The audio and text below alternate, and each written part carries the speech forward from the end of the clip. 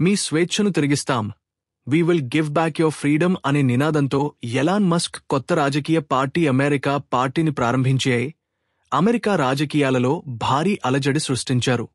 ట్రంప్తో యుద్ధం అనిపించే అంశాలు. ట్రంప్ తీసుకొచ్చిన ఖర్చుల బిల్లుపై పిచ్చి నిర్ణయం అంటూ మస్క్ విమర్శించడం. మీ స్వేచ్ఛను మేం తిరిగి ఇస్తాం అంటూ ప్రత్యర్థిగా ఓ పార్టీ స్థాపించడం. మస్క్ కంపెనీలు ప్రభుత్వంతో విభేదంలోకి వెళ్లడం. ఇవి చూస్తే ఇది ఓ ప్రత్యక్ష రాజకీయ యుద్ధమే.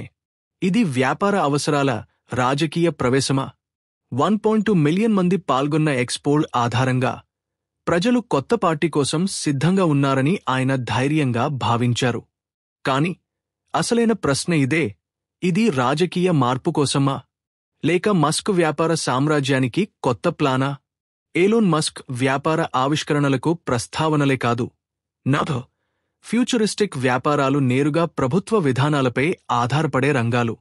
అయితే ప్రస్తుతం అమెరికాలో రాజకీయాలు బిపార్టీ నియంత్రిత వ్యవస్థగా మారిపోతుండగా మస్క్ తన వ్యాపారాలకు అనువైన ఆర్థిక, పాలన విధానాలు లేకపోవడంతో ఈ కొత్త పార్టీ స్థాపన వ్యాపార దిశగా ఒక రక్షణ కోటగానే భావించవచ్చు. ఈ కొత్త పార్టీ ద్వారా మస్క్ తన టెక్ పాలసీ క్యాప్చర్ విధానాలు స్వయంగా రూపొందించుకునే స్థాయికి చేరుకోవచ్చు. ఉదాహరణకు, ప్రత్యేక నిబంధనలు, నిఘా స్వేచ్ఛ, కొన్ని నిర్బంధాలపై నియంత్రణ, ట్యాక్స్ సబ్సిడీలు, చైనా మీద ధరల పరిమితులు. ఇవి ప్రభుత్వ సమర్థన లేకుండా సాధ్యం కాదు. ఈ క్రమంలో తన పార్టీ ద్వారా టెక్ బ్యాక్డ్ పాలసీస్ను తీసుకొచ్చే అవకాశమే అతని వ్యూహంగా కూడా భావించవచ్చు. రాజకీయ రంగంలోకి ప్రవేశించడం ద్వారా మస్క్ ప్రపంచ మార్కెట్లలో తన ప్రభావాన్ని పెంచుకోవచ్చు. ఇది ఇతని కంపెనీలకు పాలసీ కాన్ఫిడెన్స్ ఇవ్వడమే కాకుండా ప్రపంచ దేశాల్లోని శాసన వ్యవస్థలపై ప్రభావం చూపే ఓ పెద్ద ఆటగా కూడా మారుతుంది.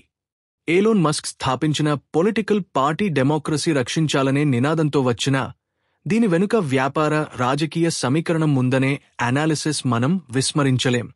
ఇది కేవలం ప్రజల ఫ్రీడమ్ కోసమే కాదు, మస్క్ తన విజనరీ బిజినెస్ ఎంపైర్ కోసం వేసిన ఓ త్రిశూల వ్యూహం అనే అనుమానాలు కూడా ఉన్నాయి.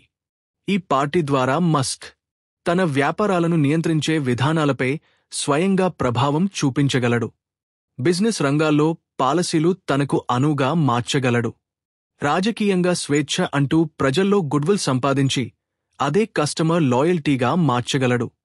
ఇది మరి వ్యాపార శక్తిని రాజకీయ అధికారంలోకి మార్చే టీస్లా ఆఫ్ పాలిటిక్స్ అంటారా? చూద్దాం ఈ పార్టీ ఎంత దూరం వెళ్లగలదో, ప్రజలు ఎంతమేరకు మద్దతివ్వగలరో.